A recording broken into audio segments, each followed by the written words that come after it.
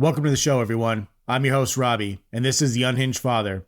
It's a podcast for normal folks looking for some humor, connection, relatability, or those who just like the sound of my sultry voice. A place where we can embrace aiming to be better people, but can accept that we will never get there. And that's okay. We're okay. I'm not some enlightened asshole here to tell you how amazing and perfect my life is, and then convince you to buy my how-to guide on how to make your shit not stink. I'm right here in the mud with you, working towards a better life, extending a hand out along the way. Now let's go ahead and jump into this week's episode. All right, everyone. This is the episode that if you are a parent, or if you're going to be a parent pretty soon, or if you want to be a parent someday, this is the episode that you're going to want to listen to. Today, I'm going to be jumping into sleep training and how it's really helped set up my family for success to get sleep. Now, that being said, I still have sleepless nights, and going through the whole process, having newborns, having toddlers, going through all the different sleep stages and sleep regressions, man, it is a fucking pain in the ass. And it doesn't matter if you have the best sleep training program in the world, you are going to lose out on sleep unless you just decide that you don't care and you're going to leave your children in their crib screaming their head off for 10 hours a night. You're not going to sleep super well when you first become a parent. But there are ways to kind of ease into making sure that your kids have good night's sleep, that they get 9, 10, 11, 12 hours of sleep, and that you can get, 6, 7, 8 hours of sleep with them as well. And when I start going through this episode and I'm going to be giving out some advice and what has worked for my family, there's always those parents that just are like, I don't want to have a schedule. I'm not that kind of parent. I'm going to let my kid dictate what they want. They're going to be fine no matter what.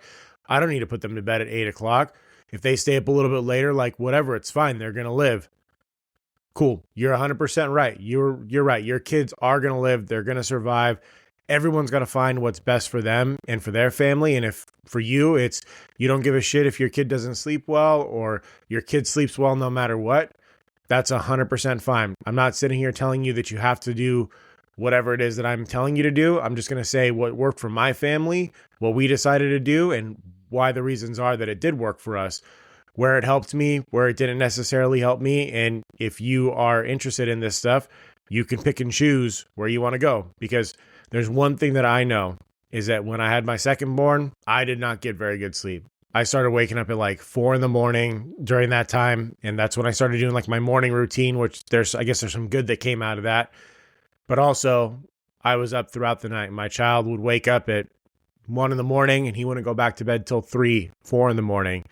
My average sleep score from like that first 8 months was probably 3.5 to 4.5 hours of sleep nightly. In that first couple of weeks, it was probably like 2 hours of sleep a night, if that. And I don't say all of this to scare people off. I definitely think you should have kids. Having kids is the greatest. There's a lot of great things that come along with it, but sleeping is one of those hard spots where you have to figure out the best way to get your children to sleep for as long as they can possibly go to sleep. That way you have time to do shit you want to do at night, or you could just go to bed when they do and try and actually get 8, 9 hours of sleep. I also wanted to give credit where credit's due because we didn't come up with all of these, ideas or methods or philosophies, I guess you would call them. We didn't come up with those things. So for us, we utilize Taking Care of Babies. We purchased a couple of her programs, went through those, really went through the program and tried to follow it as best we could. And then we kept it for our second child. And, God willing, we have our third one. We'll utilize it for that as well. But she breaks it down and she kind of makes it very easy, very digestible on what you should be doing. And she's very empathetic with you and says that it's okay. And, she does a good job with all that stuff. She's on Instagram. She's got her program that she sells. She gives a lot of free advice as well. You could always just look up if you're having an issue with sleeping, you can look up her page and she probably has a free answer to it. But her program was good. I really liked it. It really dummied it down for idiots like me that don't know what the fuck they're doing with kids, especially when I was a new dad. Now I'm a seasoned pro, but back then I was just some clueless asshole who didn't know what the hell he was doing. I barely knew how to change a fucking diaper. And if you don't necessarily want to spend as much money on the Taking Care of Babies program, it's not, ridiculously expensive, but it is pricey. And you are someone who can read, there's a book called Baby Wise. It's essentially the same concepts. It's just not as broken down. It's not like in PDF form, not bullet pointed.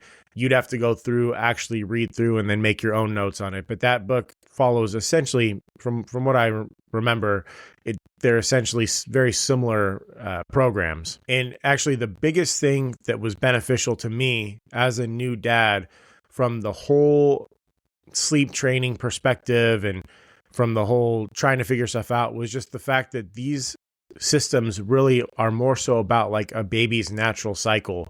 And there were times that my kid would be screaming or crying or fussy, and I didn't know what the hell was going on. And it really breaks it down into like your child really only needs or wants to do a few things during the day and at nighttime, right? Your kid's going to want to eat. Your kid's going to have to poop and pee. Your kid is going to want to play for like a little bit of awake time, and then your kid's going to want to sleep. These are the main things right here. And if you don't know the time frames that those go within, right? If you don't know, I need to wait 3 hours after my baby eats, it's going to want to eat again, depending on what stage you're in, right? All of this is broken down by how old they are. But it's been 3 hours since my baby ate last, and he's really fussy, and I don't know what the hell's going on. Oh, it could be that he's hungry. Or it's like he last woke up from his last nap 2.5 hours ago. He might be getting tired. Or maybe he's got a poop in his pants and I got to change that, right?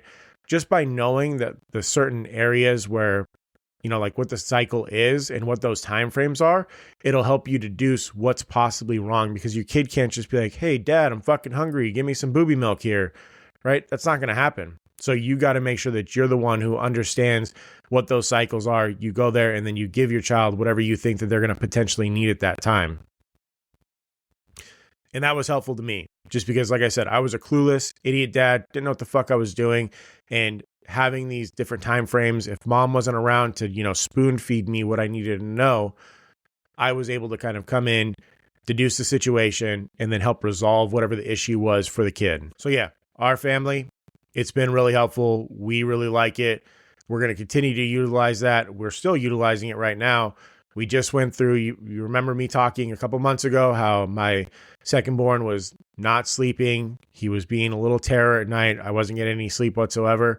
We had to go back to the basics through sleep training and got him now. He's sleeping through the night most of the time. He's sleeping a little bit longer in the morning. I mean, shoot, it's 5:48 right now. He's still asleep. Hope I didn't curse myself and that he, you know, pops up and starts wailing his head off.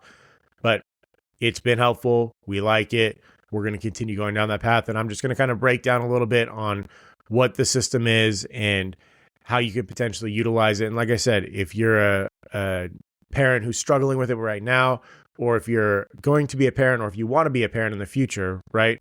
These could be tips that you may look into and can utilize in your parenting strategy. And some people really hate the word, like the term sleep training. It's like, well, why am I training my kid? I don't give a shit what you call it. Sleep training, sleep practice, sleeping. It doesn't fucking matter. It's just there to try and help you and your kids get some sleep, get some rest, so that way you can be the best people, best parents, best kids you could possibly be. No one fucking likes to be super tired. Kids are the same way. Before all of this, before ever having kids, if you would have told me what the concept of being overly tired was, I'd have been like, that makes absolutely no fucking sense whatsoever. There's no way that's real. Shut up. You can't be so tired that you're not going to fall asleep. It's real. It is real. If you don't know what being overly tired is, it's when you don't get your kid to bed on time and they are so fucking tired that all they can do is scream their head off because they can't put themselves to sleep. And they're in so much discomfort and so much disarray. Like, you basically have to shock their system out of this state of being overtired to like get them to finally fall asleep. And it's not fun. That's like the danger zone. You don't want to get to overly tired, especially when it's nighttime and you just want to go to bed as well. Anywho, into the system, just very briefly, I am not the taking care of babies course. I am not the book Baby Wise. I am not here to break down exactly what you need to do, but just like a basic overview. So that way, if you are interested in this stuff and you think that it could be a route that you and your family want to go, or like I said, if you're struggling right now with it, check it out. But essentially, the whole model of the sleep training system that we utilize was making sure that you keep within those wake windows, right? It's all about wake windows during the day. And then it's all according to whatever age they're at, right? If they're 6 months old, if they're 9 months old, and these wake windows and these feeding periods all change and these nap schedules all change. But you essentially have this loose schedule of times that the children should be sleeping during the day, should be napping, when they should be eating, and then also when they should be going to bed at night, and trying to follow that. When they're very, very newborn, when they're, fresh out the womb, you are not going to be doing any sleep training whatsoever. You are going to be, you and your spouse or whoever's helping you, or if you're doing it by yourself, fucking God help you. You're just going to be feeding that child pretty much constantly. And then they're going to be sleeping on you for a good portion of the time. You'll probably get them to sleep once in a while, but there is no such thing as like sleep training during those first couple of months, right? You can practice, you can do some of these things, but it's really not going to have a huge impact. That child is completely dependent on you, and they are a heavy load to carry during that time. So all you can really do is stock up on caffeine, try and sleep when you can, and hopefully get some help from other people so that way you can rest as well. But once you start getting into the time frame where it's appropriate for you to start doing the sleep training, essentially what you're trying to do is staying within those sleep schedules, staying within the feeding times. That's a big thing, is making sure that they're getting enough food in during the day and enough wake time during the day and activity during the day, so that at nighttime they don't need as much, right? It's all about filling that tank up, especially when they're little. If you're breastfeeding or if you're doing formula, they've got a certain tank, they've got a certain amount of calories that they need to intake. You want to try and get as much in during the day within reason that you possibly can, so that way they can make it a little bit longer at night. That way they don't wake up every 2 hours crying, wanting more milk. So you stick with that program, and then you also try to help your baby eventually to self-soothe. It's not a, let me stick my child in the crib and let them cry themselves to sleep. We did not go that route. We didn't necessarily want to sit there and let our child just cry it out, let them sit in there for half an hour, 45 minutes, an hour, just screaming their head off and listening to them or turning off the monitor. We didn't feel like that was going to be the best route to go. Some people will do it. I'm sure that if you are over the age of 45, or even if you're just more of a hard-nosed parent right now and you're not a quote-unquote gentle parent, which, like I said, I'm not a gentle parent, full contact parent here, but I take into consideration the feelings of my child because they are a human being. I'm sure that children have done it. I'm sure that I was left in my crib to scream my head off, and I turned out, well, okay-ish, but I'm not going to go that route. You do want to teach your kid to eventually self-soothe. You don't want to have to constantly be going in there all the time, especially as they get older. And so it's all about like little increments, right? When they get to the age where it's appropriate and they start to cry or whine a little bit, you let them go 2 minutes with some crying, see if they can self-soothe, put themselves back to sleep. If they don't, you go in there, you calm them down, and then you put them back in. If they keep on crying, you incrementally elongate whatever that time frame is that you're waiting to go in there while they're crying. And sometimes it can get pretty long, right? With our second born, he was older when we had to go back to sleep training. He was, 1.5, over 1 years old. And he was having like temper tantrums and wouldn't go back to sleep. And so we eventually got to where it was almost like 30 minutes, but we would go back in. It was like 5 minutes, then 8 minutes, then 10 minutes, then whatever. And like, we had to do that. And he just, every time we went in, it's almost like we restarted the cycle over until he eventually started to learn, like, hey, they're not going to just come back just because I'm screaming, right? They're taking care of me. But he eventually learned how to self-soothe. And after a couple weeks, right, we were able to put him in the crib and he would still be awake and he would put himself to sleep. Like he'd kind of fuck around in there for a little bit and like, dude, just go to bed. We'd be watching him and he's like sitting in there playing with stuffed animals and twirling his hair and fucking kicking the wall and stuff. But he wasn't screaming his head off. He'd eventually fall asleep. And once he put himself to sleep from being awake, man, it was golden. He would stay asleep for 7, 8, 9, 10 hours sometimes.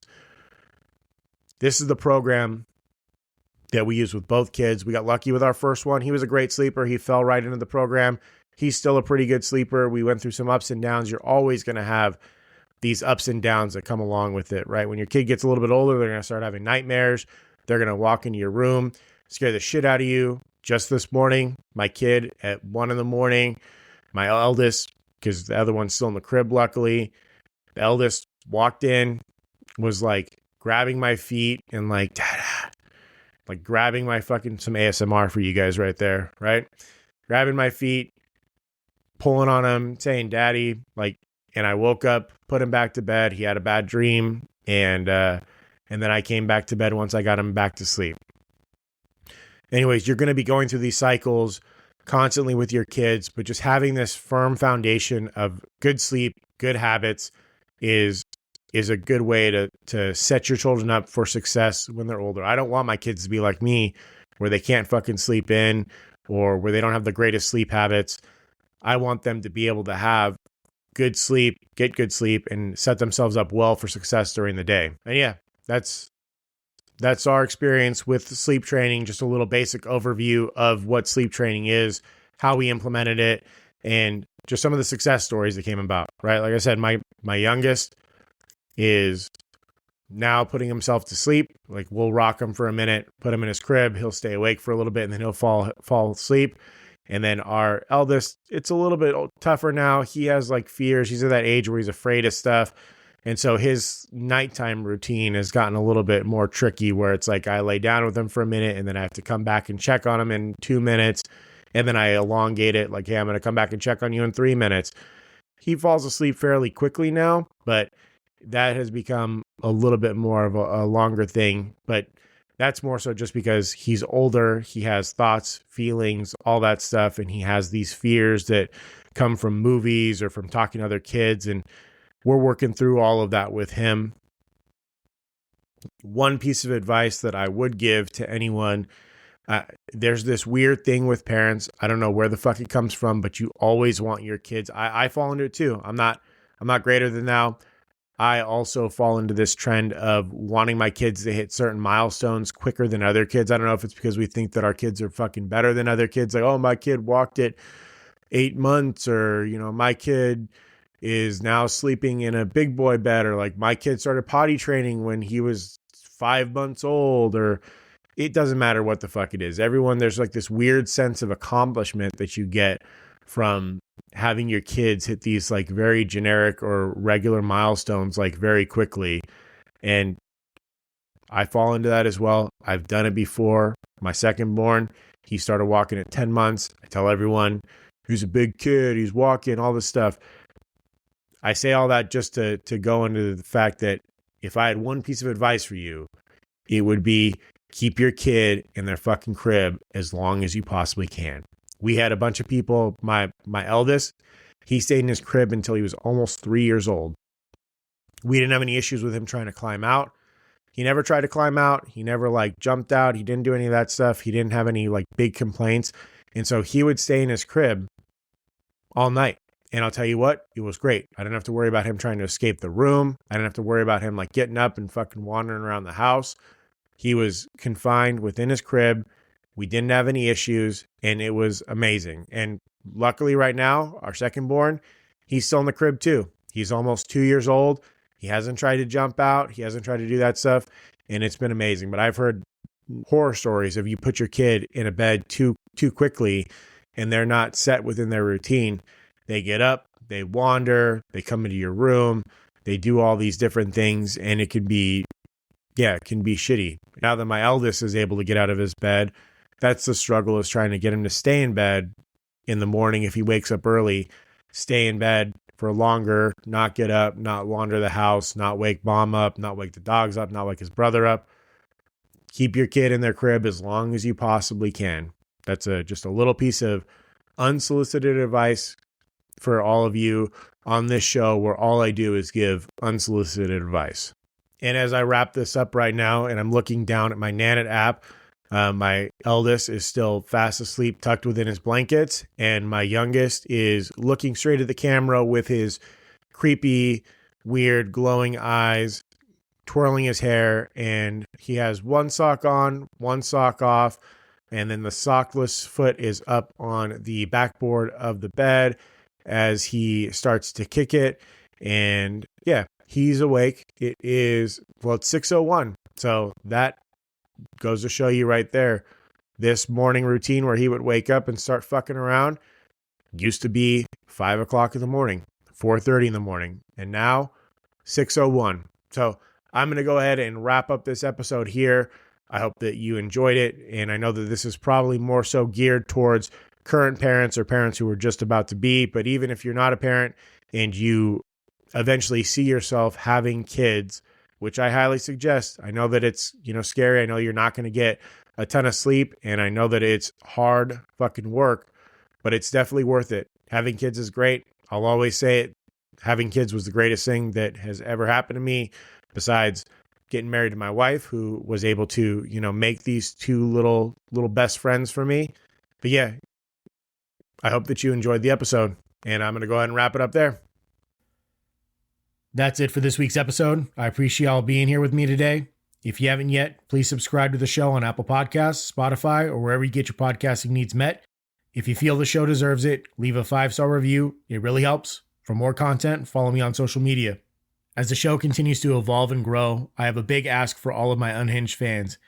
Each week, I'm going to ask you to share the episode with one person in your life that would relate to or benefit from the message. Click the share episode button and text it to them, email it to them, or send it through social media. Whatever you do, please help spread the word to others. Your support and endorsement is greatly appreciated.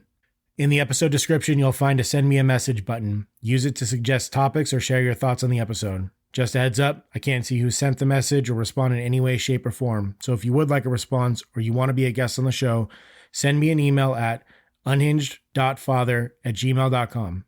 Thank you for your support. Have a fantastic day. And as always, be good, try hard, do your best.